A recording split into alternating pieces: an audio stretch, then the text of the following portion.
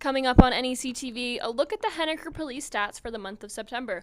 We'll tell you about the most common offenses. And NEC-TV's Lauren Hall sits down with President Wayne Lesperance to talk about how NEC is helping students who are impacted by the government shutdown. Plus, our Jack Lombardo explains how NEC students and faculty are working side by side on Parkinson's research taking place right here on campus. All that and more just ahead. Good afternoon, and thank you for watching NEC-TV. I'm Lauren Hall. And I'm Leah Bowling. Today is Thursday, October 23rd, 2025. We are on day 23 of the government shutdown. Earlier this week, I sat down with NEC President Wayne Lesperance to get his perspective on the shutdown and to talk about NEC's new military tuition assistance program. So we're pretty far into the shutdown. Can you tell me a little bit about how unprecedented this is? It's unprecedented in a lot of ways. First, this is an incredibly long-lasting shutdown. It's a long-lasting shutdown without any real conversations that are obvious to the public about how to resolve it. Third, the parties are as far apart today, if not further apart, than they were when the shutdown began. And they all knew this was coming. So when we talk about unprecedented, usually these things are very short-term, they're temporary, they're a way for one party or the other to make a point.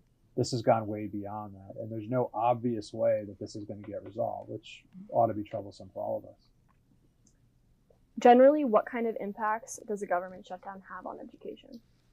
Well, on education, it slows everything down. So as of today, I believe the Department of Education has 30% fewer employees. So imagine trying to do business as usual with 30% fewer people. And that's for the moment. It's likely there'll be more folks that are laid off in the process. So everything from filing financial FAFSA forms, getting financial aid results back from those FAFSAs, colleges working with the Department of Education to get their funding dollars in to pay for tuition, things like that. All of that gets impacted. Everything gets slowed down.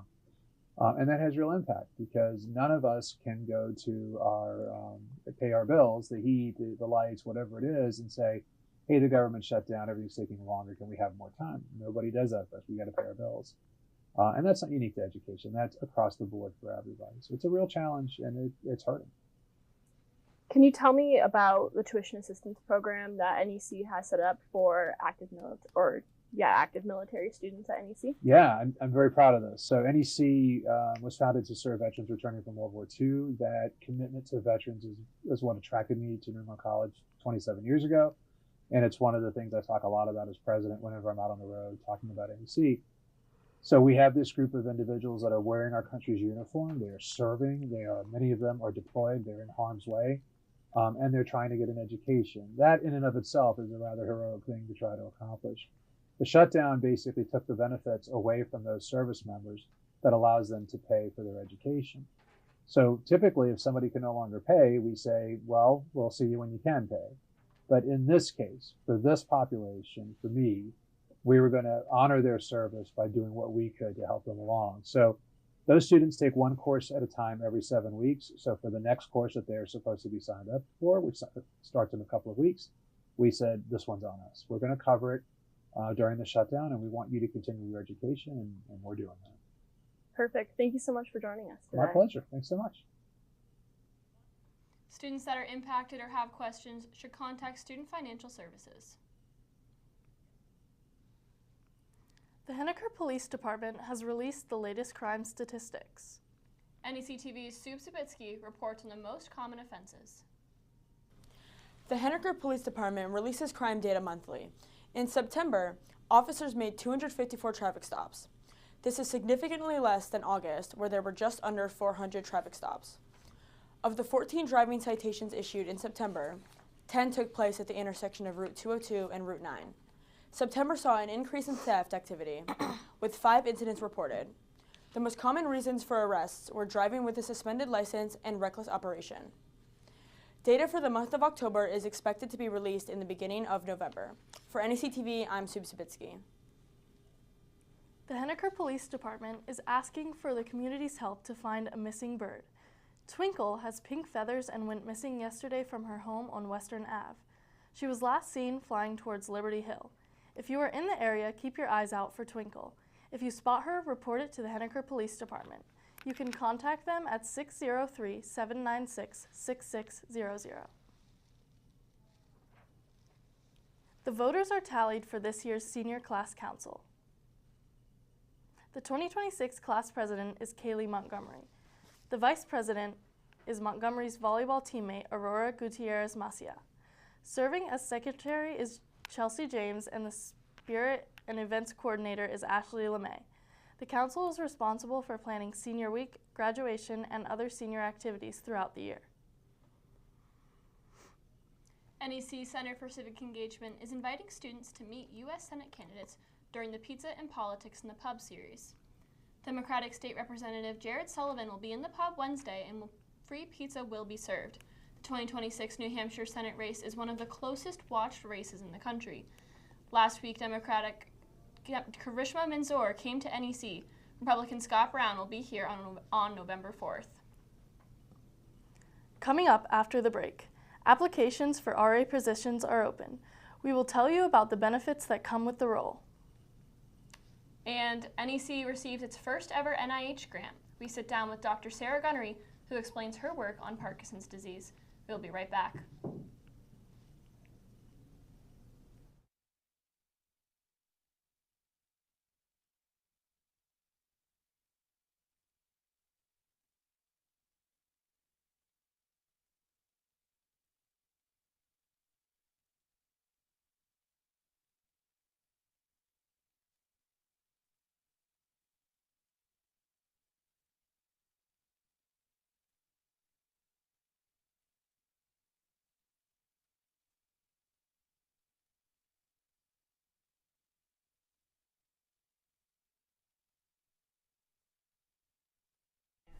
NEC's first NIH grant is awarded to Dr. Sarah Gunnery. Gunnery teaches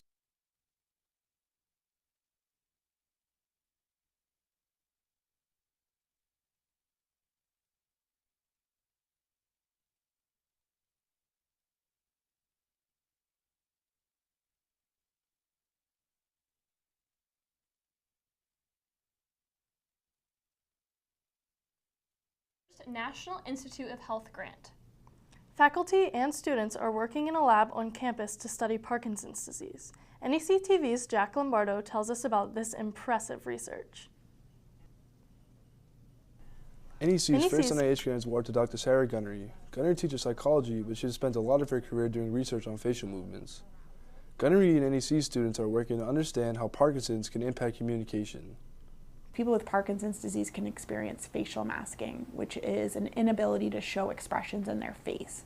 So they're feeling happy, they're feeling excited, they're feeling sad, but oftentimes they just have a blank expression. The $500,000 grant is split with her research partner from Keene State. The money is used to employ workers, compensate participants, and pay for research equipment. Participants are shown images on paper and asked to duplicate what they see. Alexis Hornsby is a junior, says it's fascinating to compare a control subject and a Parkinson's volunteer. And it's super interesting to see the difference in the way that they respond to the questions. Ariana Costello is a sophomore who also works in the Gunnery lab. Right now what we're doing is pretty simple, and it's very repetitive, but it's when you think of it going into the actual research that we'll be conducting later on, it's much more interesting. Gunnery says many of her students have a family member impacted by the disease. And while the research isn't searching for a cure for Parkinson's, it gives patients and caretakers hope for better communication and quality of life. They're not leaving my lab with a new medication that might help their symptoms. So the fact that they're willing to give their time to help us with our work is really great. It means a lot. For NEC-TV, I'm Jack Lombardo. Today, NEC students swabbed their cheeks in front of Gilmore Dining Hall to benefit stem cell donation. The National Marrow Donor Program, formerly known as Be the Match, aims to connect donors to patients needing life-saving cell therapy. Baseball coach Terry Doyle volunteered for today's event.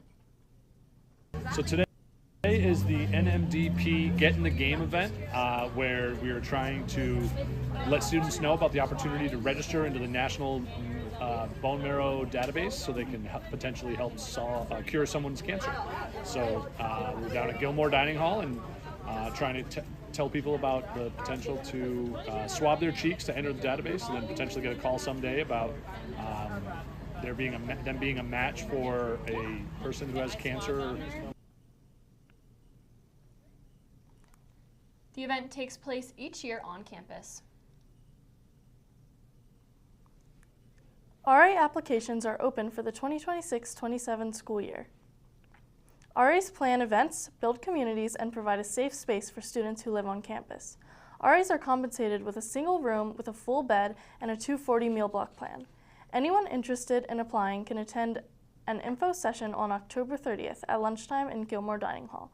Applications are due by October 31st. ResLife emailed the link to apply. The Grims football team has their pink out game on Saturday. How is the weather looking for this weekend? NEC-TV's Jack Cody is ready to let us know. Jack? Thanks, Lauren and Leah. Can we just take a minute to appreciate the beautiful colors of Henniker this time of year? So many different colors, orange, reds, yellows, and even with a bright blue sky, makes it perfect. I hope you're able to go out and enjoy the colors while you can before the winter arises and the leaves fall and we're here with bright white snow. Henniker is in for a very cold week ahead. Lows of mid-30s and high 20s with a low of 29 degrees Sunday into Tuesday. Highest temp we'll reach this week will be 59 degrees today and 57 degrees Wednesday. This is the perfect weather for a nice warm cup of tea or hot cocoa while you study for your semester quizzes, tests, and all the fun stuff that comes up at the end of the semester. Back to you at the desk.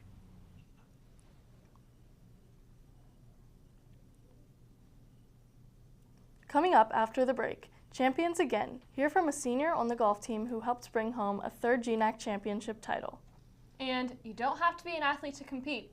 Intramural sports is back at NEC. The full story just after the break. Stick with us.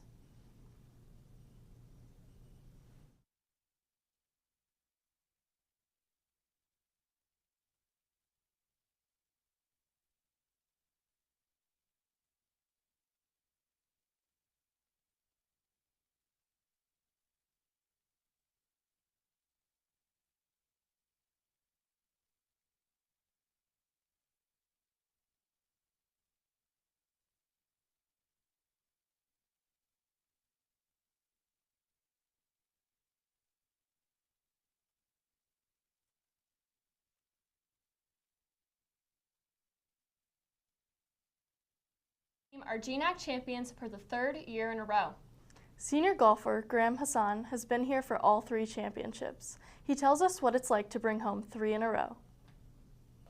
I think it's really, really cool just to leave it better than I found it here. I mean, the golf program was so young when I first got here, and we weren't even, we were in a different conference back then, so just to be 3 out of 3 in this GNAC conference is really, really cool. The Pilgrims completed the three-peat, winning the GNAC championship by 10 strokes. The team heads down to Florida in May for the country-wide championships. A new group of students will be inducted into Alpha Chi tonight. Alpha Chi is a National College Honor Society that accepts the top 10% of juniors and seniors in all academic fields. The formal induction ceremony will be at 5:30 in the Simon Great Room. Intramural sports are returning to NEC in the spring. Intramural teams do not require full commitment and are open to all students.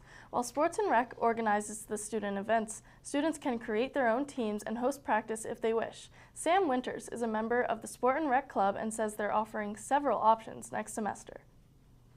So this upcoming semester, we're planning on bringing intramural sports back. We're going to start with spike ball. After we get that going, we're planning on bringing in other sports like possibly flag football or volleyball or just a bunch of different sports to get people involved when they're either out of season or whether they're not a part of a sport. To learn more information, follow NEC's Sports and Rec Instagram page. It's been a busy week for NEC athletics, and this weekend, the Grims are preparing for a few big games. Let's head to NEC-TV's Parker Doobie for this week's sports recap. Thanks, guys. It's been a down week for the Pilgrims where we saw lots of action, but a lot of teams fell short. Starting out with our women's sports, the field hockey team headed down to Dean College for a top of the GNAC matchup where they fell in overtime 2-1. They looked to bounce back on Tuesday at Southern Maine University, but also fell to the Huskies 2-1. They are currently slated to host a playoff game as they sit third in the conference. Volleyball was one of the few teams who were able to pick up a win as they left senior day with a 3-0 sweep over Dean College and followed it up with a home match on Tuesday where they fell to Framingham State 3-1. Heading into the playoff season, they currently sit 7th in the conference with a 4-3 conference record. Women's soccer suffered a big loss to the GNAC leader Emmanuel College 15-0. And the Pilgrim rugby team headed over to close neighbors Keene State where they fell 50-12. For men's sports, the soccer team played twice where they tied their first game against Albertus Magnus on Saturday with a goal scored by Eddie Nayama with less than 7 seconds remaining in the game. On Tuesday, they hosted their breast cancer awareness game against Revere University where they lost with a final score of 2-1. They continue to fight, looking to squeeze into a playoff spot where they currently sit 9th. The Pilgrim football team headed to Husson University on Saturday where they lost 48-0. They look to earn their first win as a varsity football team at home against Maine Maritime this weekend. Winter sports, including men's and women's hockey and basketball, look to start their season in the next few weeks. For NEC-TV, I'm Parker Doobie. Be sure to follow us on Instagram at NEC.TV for the latest NEC news. Thank you for joining us. We'll see you right back here next week for all things NEC from the only Henniker on Earth.